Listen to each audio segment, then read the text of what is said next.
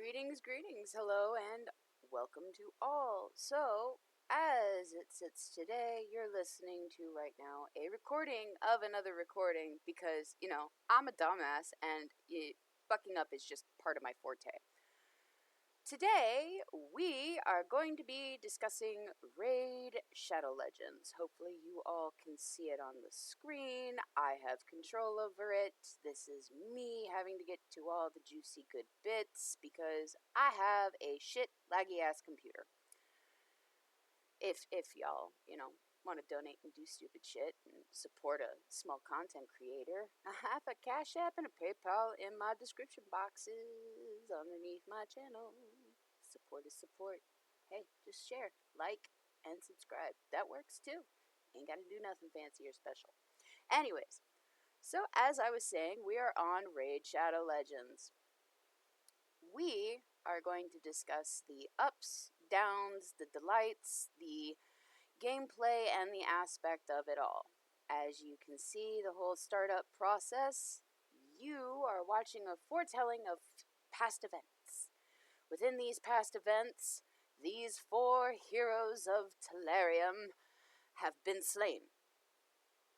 This woman, the Arbiter, we'll get to her later,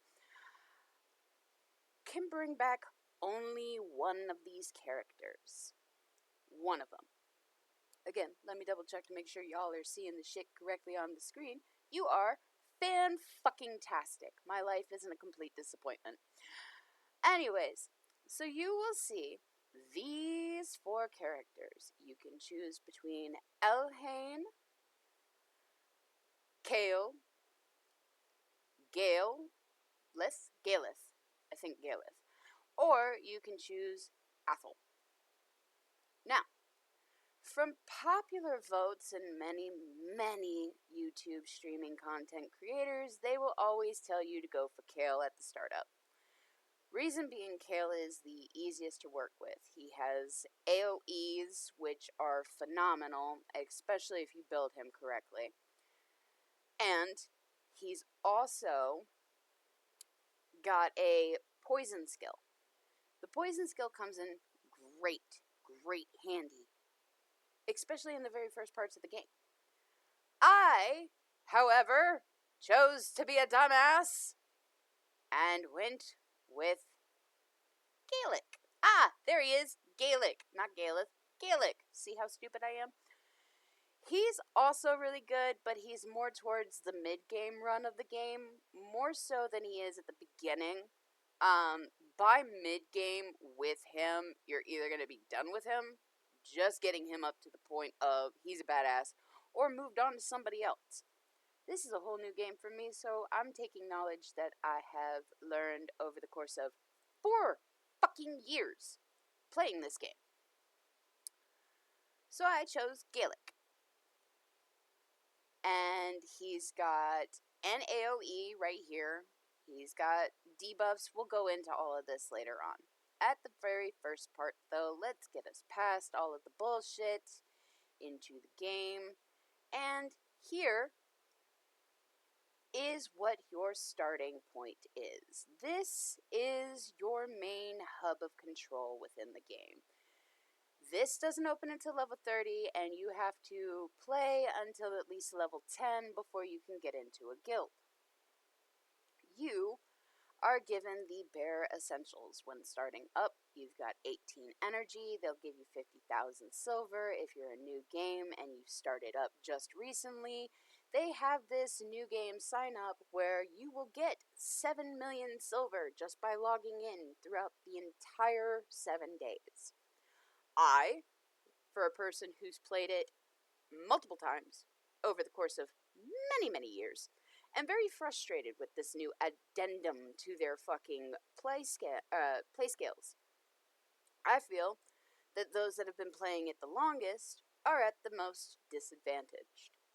They don't get that little bonus 7 million sign up login for 7 days shit, and this champion shit wasn't there when we first started either. You'll see the champion shit, and by what I mean when I get past this. On to the next part. It will have you summon a a mystery shard or a soul shard by having you follow the guiding steps and the process and so on and so forth. All of this is rudimentary, self-explanatory, follow the key guidings and so on and so forth. You'll be able to get past most of it. By, I'd say about half an hour into the game, you can get to level 6, 7, highest at the most is 10. Playing it for close to an hour and a half, you can get up to level 15. I stopped at level 15 just going into the arenas, which we will see here later on. Summoning is, click the button, and then after you click the button, it does this great little graphic here, and, of course, my computer lags, but doobie-doobie-doobie-doo. Come on. See, I have the same issue even when I'm playing. It'll summon a character for you, like so. And after summoning, of course, you got the Arbiter telling you, oh, well, now you got to do this, this, this, this, this, this, and this. Basically, what this is saying here is your champion that you've just summoned, Sniper, pretty mandatory for a first summon on every fucking game. She's an uncommon character, which means that she's above a common, which means that she'll have a little bit more power on her startup for these two skills here. She's attack-based, which means that when you go to equipped armor on her, which I will show you how to do in this video eventually, just bear with me. You're going to want the armor to symbolize, or to be similar with what she's got here. So, after summoning your character, it will then tell you that you can now go into the battle phase. The battle phase over here basically allows you to run what is called a campaign. This is your campaign. You start from Karaok Castle, head through the sewers of Arnok, into the catacombs of Norbuk, and so on and so forth. With each completion of these stages, of these campaigns, which this explains to you here and so forth, you can get these little addeds. So, a character that you don't have, that you haven't summoned because you're just starting out, armor, that'll help get your characters equipped, a skill tome, which will help raise up your skills, we pre-discussed. While entering into the game, going through the first, why is this not, it's not moving because my computer is a piece of shit. Anyways, you follow the guidings, get your characters set up, it'll teach you all about putting them into weapons and armor, as so described here, while it's indicating. After this indication, you have a 1-star piece of equipment. That's good. 1 stars aren't going to cost you a shit ton of silver to upgrade it. Later on, though, it's going to become a hassle. And that's one of the things I despise. As a person who's played this game for many years, it has been, taxing on the silver industry within this game because there's not enough given to you with each level completed. You'll figure out later on exactly how difficult it is. It'll tell you to check out the stats of what the armor does, how it's going to help, and then it's going to tell you to come in here and equip it. Well, after you equipped it, if you haven't gone into I'm searching around and figuring everything else myself mode, here's a set description. I apologize. English for me. You think I'm fluent in it since I grew up with it so much, but, we have botched, bastardized English language. Either way, they'll describe to you what this set does, how it'll be beneficial, so on and so forth. Just follow out the whole prospect of the lineup that it'll give you. But it'll eventually tell you to come back in here and start whomping and waylaying on these motherfuckers just to get more XP onto these two. The more XP they get, the higher the levels, the better off their stats grow. Can't say the same for the armor. Do boop. As we continue, see, here it goes again. Another piece of equipment wants you to upgrade, equip, and so on and so forth. See what I mean? It'll describe here what the set info does. This, as she goes on to describes, when I can get to play, is a life set. Now this life set will give you a plus 15% to your HP for having 2 pieces of it equipped. Please keep in mind that this is important, but also not very important at the same time. The sets help. Having a set that coincides with what they have up here for what their attack is or what they are known for, because that's basically an identifier. They're known for being an attack-based character. You'll have support, you'll have defense, and you'll have HP later on. These help. The sets help. But not as much as you would think. My opinion, of course, take it with a grain of sand. Continuing on, they've got events, special offers, so on and so forth, things that you can do. Here, oops, clan, I accidentally went too far. I went too far. They have missions down here, quests, challenges, Forge Pass, but you can't really get into the Forge right now, so there's really not a point. And, like I said, these challenges. You'll have champion challenges by summoning specific types of champions. These are beneficial to get done. The badges, I'm not sure exactly what they do for anybody at the moment, but we're still figuring it out. Getting these challenges done will be a great beneficial help to you in the startup, because you will have the ability to get these tomes, you'll have the ability to get shards to help you summon more powerful characters, so on and so forth. Continuing on, after you have done a lot of bumping up characters, running around, entering what you need to enter, there is going to become a process, hold on, let me get back to it, where you are facing upgrade challenges. Now, the upgrade challenges that I'm talking about are the persistence in failed attempts. You won't see it until after you hit 4. But after you have hit stage 4, you will eventually start seeing that your process will not succeed all the time, and it will start to fail. When it starts failing, that is when silver becomes an issue. When silver becomes an issue because your shit is failing and it is not collectively, see, right there, fail. On higher start equipment, it'll fail more often than it will succeed. The rarity is also going to play a factor in how much you're spending to upgrade said equipment.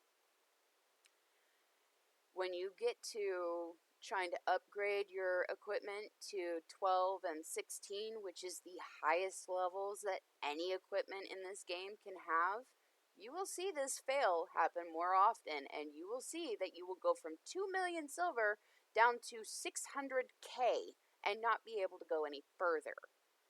Unless you don't want to upgrade your next piece of equipment or put enchantments on it, which enchantments is another thing we'll discuss later on. So on and continuation. You can always collect your shit. This is going to be one of those things where pop-ups will happen more frequently. This is part of what I'm talking about. This is a level 5-star piece of equipment, and it will fail more often than not because it is a rare and it is that high in the level of stars. The benefits of having this shit at high levels and stars, though, is the better ratios and percentiles that you get with these sub-stats. See, the primary stat is up here. These are your sub-stats. And eventually you'll be able to rework them, but it's kind of pointless having a rework in a fucking game like this when it's just easier to sell off equipment and run through dungeons, so on and so forth. So in my opinion, I wouldn't mind if they got rid of the rework, because I don't feel it's beneficial. I feel it's more stressful, taxing, and so on and so forth. Again, my opinion. But after you've gotten your equipment up to a decent level and you start raising up yourself and you start getting through these games and through these aspects and areas into different parts and follow out the storyline, eventually you'll get to a point where it's not going to be a huge hassle. These, see what I mean? More parts of the progress missions. And it'd be nice to have these legendary characters, but I have been playing my older accounts for well over 3.5 years. And I still haven't gotten her yet.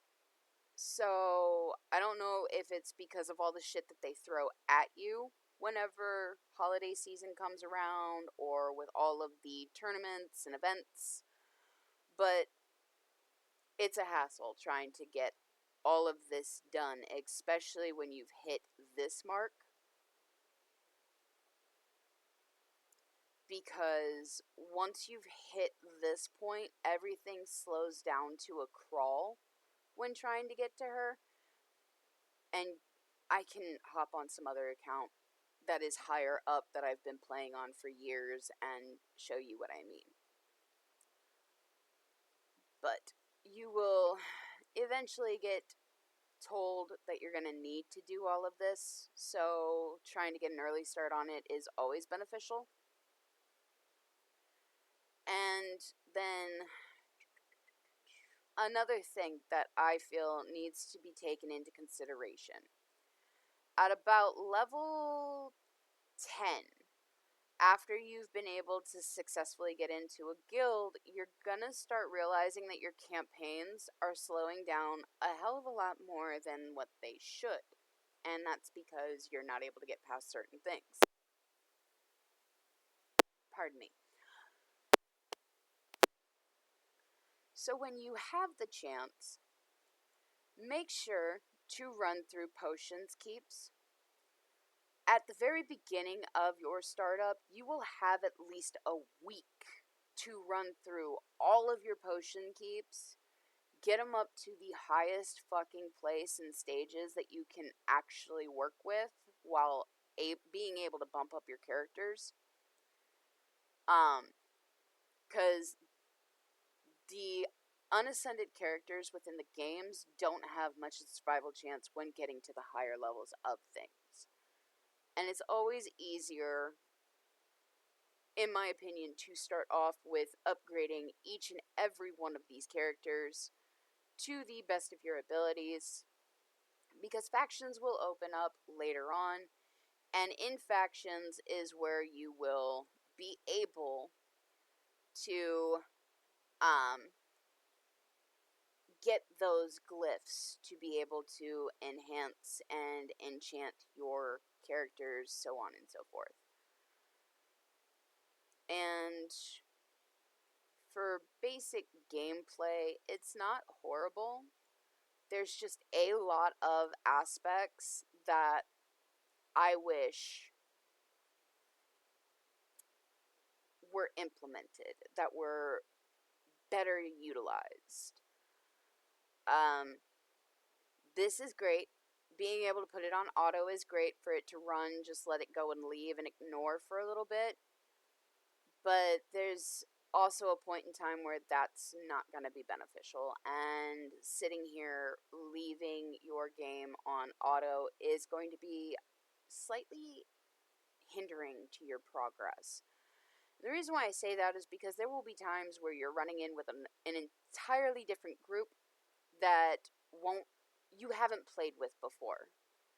So, see, this is where you unlock the clans, by the way, side note. At level 10, you can unlock clans, and you can go in and get into one. You will see the one that I have entered here in a little bit. But the potions keeps. You should run those as soon as possible and collect as many of them as possible to help you out in the future. I will be doing so shortly.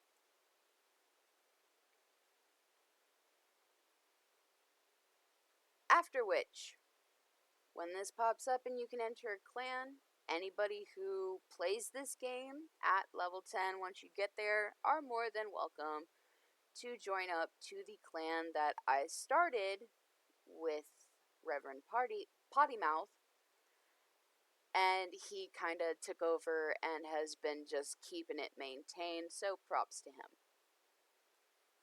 But if you come up here to the search engine and type in RRIM, yes, I know, very stupid, very, whatever. Go with it. Just, deal with it with me. If you scroll down to the very last group within this listing, you will see that our church is the Church of Sinlove. This is the one I recommend anybody playing this game joins. We're pretty laid back. We try to do the free-to-play shit more often than the pay-to-play. And we're about bumping up each and every fucking character or person that comes in. We're willing to help, give advice, talk strategic. Of course, not a lot of us talk in the chats, but that's not exactly everybody's fault. We kind of accept whoever comes in, and if they want to chat, they can chat. If they don't, they don't. And that is not an issue. If you're having issues with armor or anything else like that, by all means, come and talk to us. Ask questions. We'll happily help with the best of our knowledge, because we're just picking up shit from other content creators that have played this game as well and trying to benefit it to our guild. But we don't do that gatekeeping shit. If you need information, we're willing to try and help you to the best of our capabilities, but we're not experts. Now, continuing forward after the missions and you've collected all of your shit and you've said some stupid shit in chat and so on and so forth, definitely come back and run your potions. Within running your potions, you will then end up being able to handle going into arena. This is all basically just the pre-startup to a game. I'm just trying to explain it better. Or in a way I wish somebody would have explained it to me. But when you go into dungeons, because this is another area that you will be opening up, dealing with, going through, so on and so forth, I recommend that you hit the masteries in this game first before, well, not first, I mean after your potions keeps. Get your potions up, ascend your characters, and then work on these into the masteries stuff. I don't know how many times I can say in one sentence, but we're going with it.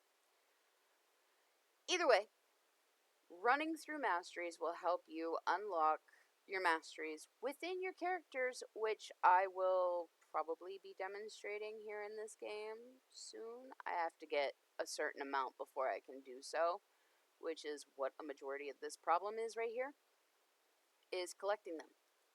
Now, once you've collected enough, you're going to need at least 20 to open up the first 2 stacks here.